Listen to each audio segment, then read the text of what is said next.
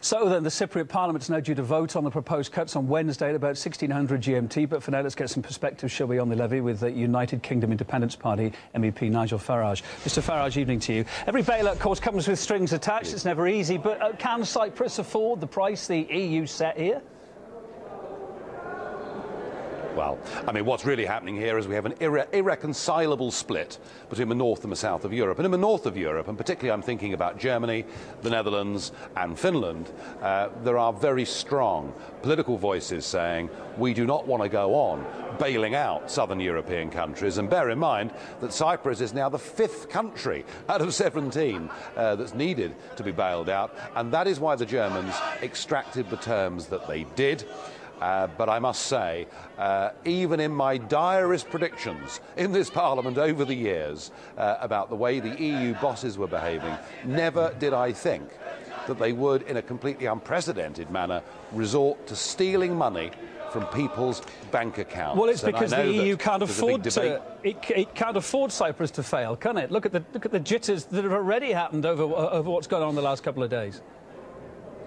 Well, it can't afford Cyprus to fail, it can't afford Greece to fail, Portugal, Spain or Ireland. They know that once one country goes, the whole deck of cards will come tumbling down, and countries like Germany will realise absolutely vast losses, possibly as much as €1 trillion. So they are prepared now to do anything, literally anything, to try to keep the euro afloat, and that is why they've now resorted, as I say, to what can only be described as theft. And now they've done it in one country. They're quite capable of doing it in Italy, Spain, Portugal or anywhere else. And the message that sends to people who've got savings in banks in those countries, certainly if I was them, is get your money out while you can. But I guess there's also a duty to look after the many expats that are there. In 2010, almost twice as much British money went to Cyprus as transfers from Russia, according to the country's official website. Surely you've got a responsibility to safeguard your constituents' interests there now? Well, I mean, what the British government have said is that they will stand surety for the British Army soldiers and Air Force people. But what about all the expats who have been living there 20, 30 years?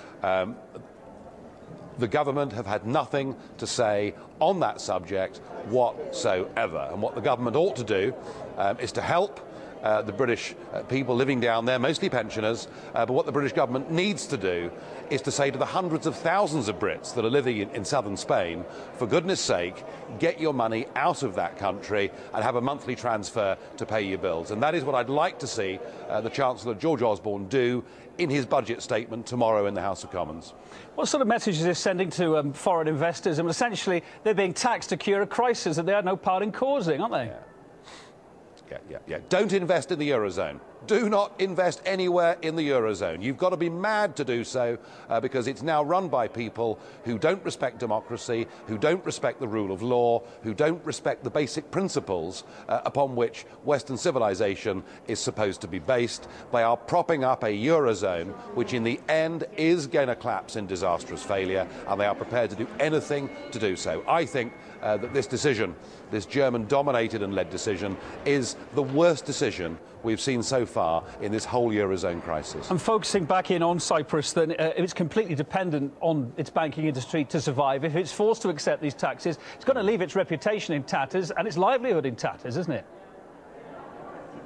Yes, and I think that if I were a member of the Parliament in Nicosia, with a vote coming up, it looks like tomorrow now, as funny, isn't it? The vote keeps being delayed and the banks keep being closed for a further day. I think I'd vote against this package. I think, frankly, better to default to the bondholders and keep my most important industry going, rather than accept these bullying terms from Brussels. What about the future for these tax havens, Cyprus being one? A lot of various EU leaders have recently said they aren't happy with the way tax havens work.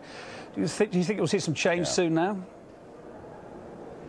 Well, I mean, the EU have been unhappy about so-called tax havens for a very long time, ironically, whilst continuing to turn a blind eye to many activities that go on in Luxembourg. I mean, look, Cyprus finds itself right now in a very difficult, desperate position, but I would say better to officially go bankrupt, to default on international bond obligations, and to do their best to keep a banking industry and to keep some confidence in that country.